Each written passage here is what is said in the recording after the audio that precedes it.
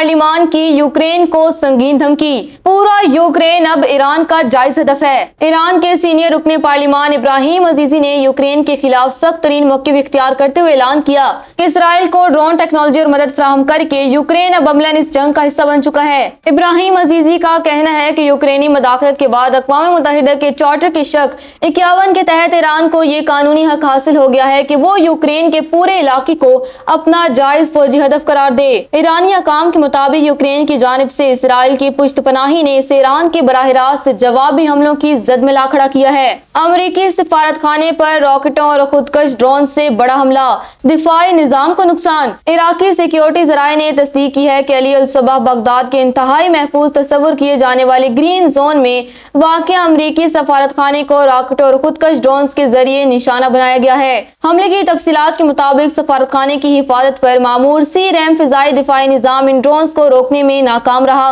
और खुद भी हमले की जद में आकर मुतासिर हुआ है। इसके अलावा सफारत खाने के अंदर मौजूद हेलीपैड और सैटेलाइट कम्युनिकेशन सिस्टम को भी बराह रास्त निशाना लगने की इतलात मौसूल हुई हैं। खुशकिस्मती से इब्तदाई तौर पर किसी जानी नुकसान की इतला नहीं मिली। ताहम हमले के बाद सफारत खाने और गर्दो नवाह में सिक्योरिटी को मजीद सख्त कर दिया गया है।